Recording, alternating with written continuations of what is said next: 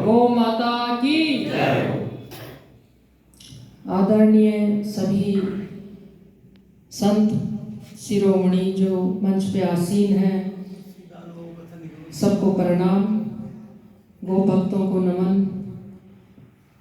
आज बहुत ही परम सौभाग्य है हमारा कि हम ये गौ माता की मान सम्मान और सेवा के लिए जो आह्वान अभियान है 27 अप्रैल 2026 का, उसके विषय में यहाँ एकत्रित हुए हैं।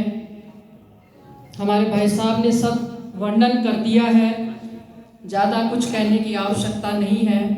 लेकिन अब मुझे जैसे कि बस्सी क्षेत्र का हमें कार्य मिला है, बस्सी से हमारे यहाँ पे आज 6-7 कार्यकर्ता भी मौजूद हैं और बस्सी में हमने पिछले सप्ताह एक मीटिंग करी थी हमारे श्री बलराम गौशाला में।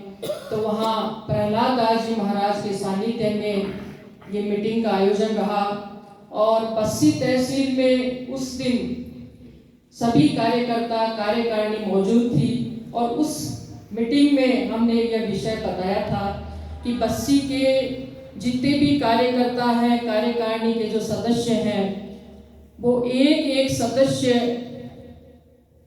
अधिक से अधिक जनता में जाएंगे और वहाँ पे जनता को, वहाँ के जो गो भक्त हैं उनसे संपर्क साधेंगे। वहाँ के जो गांव हैं, ढाणियाँ हैं, वहाँ पे जाकर के अपने सदस्यों को एकत्रित करने का कार्य करेंगे। छोटी छोटी मीटिंगें लेंगे क्योंकि जो बस्सी तहसील है उसके आसपास के जितने भी जो गांव हैं उनसे भी हमें सदस्य जुटाने होंगे। ये प्रावधान हमने बस्सी की जो मीटिंग थी उसमें ये विचार किया था और उस मीटिंग के बाद में वहाँ के हमारे शिव शंकर जी, रमेश शास्त्री जी, महेश जी जो भी आए हैं, इन सब के साथ हमने यही विचार किया था कि जो भी यहाँ पे कोई भी कार्य होगा, जैसे भागवत की कथा भी अगर हो रही है, हिंदू सम्मेलन हो रहा है, कोई भी आयोजन मुख्य जो धर्म से जुड़ा हुआ आयोजन हो रहा होगा, उस आयोजन में भी हम अधिक से अधिक जाने की कोशिश करेंगे। वहाँ जैसे भाई साहब ने बताया कि आध्यात्मिक और धार्मिक व्यक्ति ही इस गौ माता के कार्य में हमें सहयोग दे सकता है। तो हमारा भी विचार यही है कि हम ऐसे लोगों की संख्या को जोड़ते जाएंगे और आज जो आपने बताया कि हस्ताक्षर हमें लेने हैं और सदस्य अधिक से अधिक वहाँ पे एकत्रित करने हैं। साथ में मेरा ये मानना है कि इसमें पुरुषों के साथ साथ जो नारी शक्ति जो है वो भी बहुत ही उत्साहित है। मैंने जब मीटिंग वहाँ ली थी तो आसपास की महिलाओं ने ये कहा था कि भाई जी इतनी संख्या तो महिलाएं कर लेंगे। तो मुझे बड़ा उत्साह मिला, बड़ा एक ऊर्जावान ये विचार मिला कि जो महिलाएं हैं ये घर बैठ करके भी जो है ये विचार व्यक्त करती हैं कि उस दिन हम पूरा दिन आपको देंगे, आप बिल्कुल चिंता न करें। तो हमारे जो गो भक्त भाई लोग हैं वो तो उपस्थित रहेंगे, साथ में जो हमारी जो महिलाएं हैं, हमारी जो नारी शक्ति है वो भी इसमें जुड़ेगी और अधिक से अधिक इस कार्य को हम सफल करने में साथ देंगे। तो मेरा आपसे अभी मैं ज़्यादा समय नहीं लूँगी क्योंकि मेरे से भी सब अच्छे अच्छे यहाँ गो भक्त बैठे हैं, हम सभी को ये कार्य करना है। अभी शिव शंकर जी से मेरी बात हुई थी तो उन्होंने ये कहा था कि बस्सी क्षेत्र में 8 जनवरी अभी फरवरी को एक हिंदू सम्मेलन का आयोजन है।